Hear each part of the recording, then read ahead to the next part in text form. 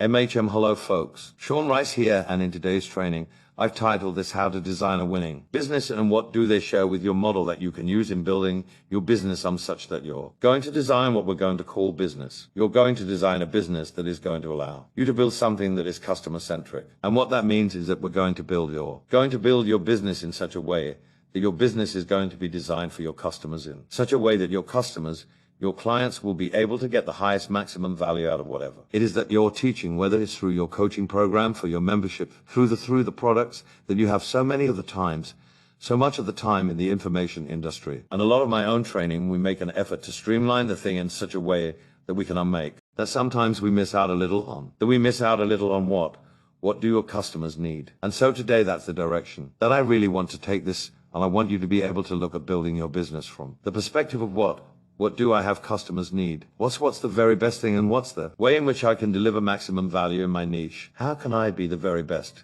delivering maximum value in my niche and focus on delivering this maximum value? Get away and in such a way that you deliver whatever it is that someone wants in such a way that they're therefore willing to expect with you their money. So we'll talk about money for just a moment, and we'll get into this model as I've just shared with you so often in the information business world. We think about this ideal sales funnel. We think about, hey, how can we create products? Or what's the perfect product to create? What's the membership to create? It's really easy for you to implement things in your business. And so sometimes we make generic statements like, create 3 products and a coaching program. Somebody else might be partial to a membership, and they may say create 2 products and the membership. You may often hear me say we really want to prioritize a cooking program. Then you want to create a few products, and sometimes what we'll do is, and we get the question a lot, hey, how do we price this? What's the best pricing? And sometimes it's really easy for us to say, 3 of the price point we found that really worked well in the stair-step funnel, or 97, 497, and 997. For example, I think what really tends to happen is that the for example sort of gets buried in the whole thing, and we spend so much time trying to kind of put together what we call an ideal one. That's what it'll work for everybody. What's the best way to create a coaching program? And we come up with these models that tend to work really, really well. But if you box yourself into one of those models rather than looking at the best way to deliver whatever it is that you're delivering in terms of information, a lot of times you don't build what really is that best business. And if you don't build that best business, so often you're fighting against the competition. Maybe they're building a best business. You're trying to make one that is, just fits into a certain model. Instead, if y'all focus on building a best business, then focus on simplifying it as best as possible. Y'all create what literally becomes your own model instead of simply duplicating or copying someone else's model. But let's talk about money for just a moment. So often information world, you have a great idea. You want to be able to change the world by something specific that you're going to teach folks in your industry, that you're going to teach folks in your world. Do you have something specific that you're able to give that's going to be able to improve their life? And you start there, and you even want to take this farther than you mean well. But it's not just that you mean well. You really want to change things, but then you can get down to the nitty gritty and you say, hey, if I'm going to work full time at this, I've got to make a full-time living to do it. And as soon as that thought happens, a lot of times we begin to just focus on the money. When we focus on just the money and we say, okay, we need to make this amount of money. We need this many clients. They need to pay this much. We end up thinking about, okay, this is the price that people need to pay in order for me to be in business so I can change their lives. And a lot of times when we start with the price we start, and then we say, okay, well, what do we have to give people in order to get them to pay that? So maybe you experience the kind of a thought process that goes on in your mind. And if you have, it's a pretty common thought process. And I thought that process before, and others have thought, if you don't, what if we were to turn this thing on its ear? And what if we were to say, okay, what do my customers need to change their life? What do I need to deliver to my clients, to my customers, so that when they state assimilate the material, their life will be changed?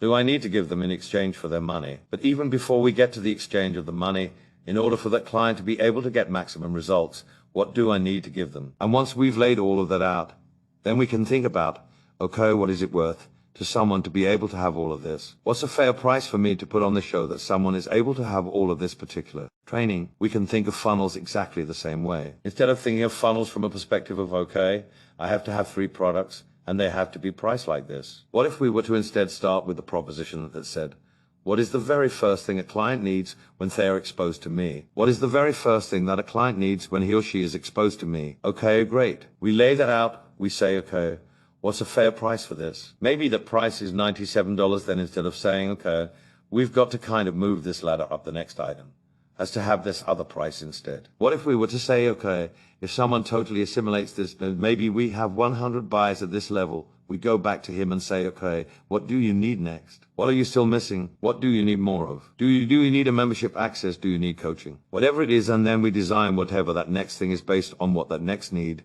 is, then we're able to look back at it. We're able to say, okay, what's a fair price for this? Maybe it's $197 a month for membership access, or maybe it's $397 for coaching access, or whatever the case is. That way our stair-step funnel is created based on the needs that we are meeting, rather than some arbitrary decision that we're making based on the pricing that we think that we have to have in place. One more thing about money. I think that sometimes in this industry it's easy to get to the place where we think, okay,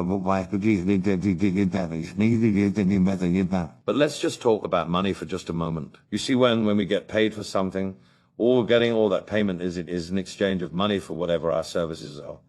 Folks that are purchasing from you are not giving you money just because they have fun giving away money. They are not even giving you the money. They are changing the money with you for that. Something that is of value, they are expecting to get some level of value from you, from what you're exchanging with them. They are expecting to get this certain level of value in the exchange with you. Okay, so when we were thinking along the lines of this exchange of value, now we begin to get into kind of a competitive place, and we ask ourselves, I believe that we need to ask ourselves, is what we're providing, is it not only a good exchange of value? What is it also something that they can't get somewhere else? So a lot of times I have folks country and they ask me the question, why?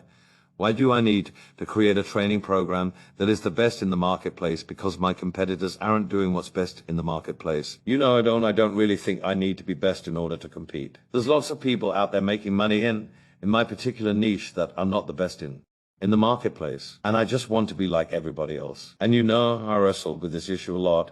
I'll be honest with you, wrestled with this issue a lot because folks make incredibly persuading argument that they can get by just being like everybody else. You know, and if your competition is, let's say, making $100,000 a year, you've got 5 competitors, each making $100,000 a year selling in this market. It's really easy, in my opinion.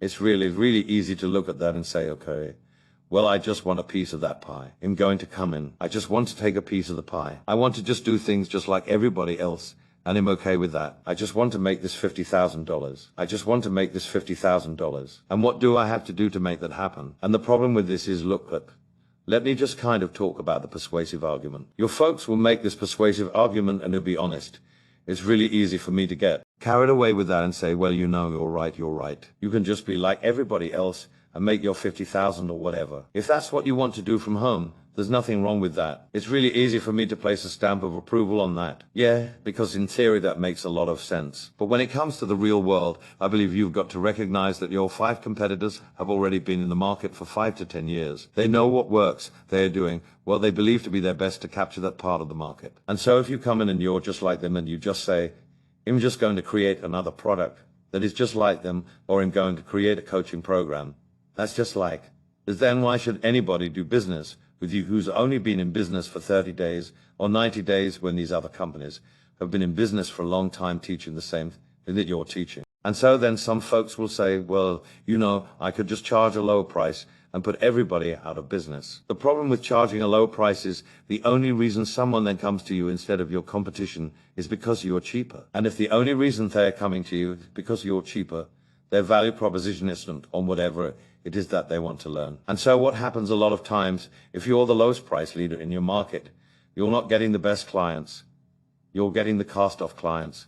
You're getting the clients the other people don't want. You're getting the clients that maybe you know aren't willing to study or work as hard. And so they're not willing to pay the higher price with somebody else. And so I don't want to go into any more depth on the pricing issue. But it's a slippery slope. I mean, it is just a slippery slope that you run down. When you say, okay, I'm just going to build my business.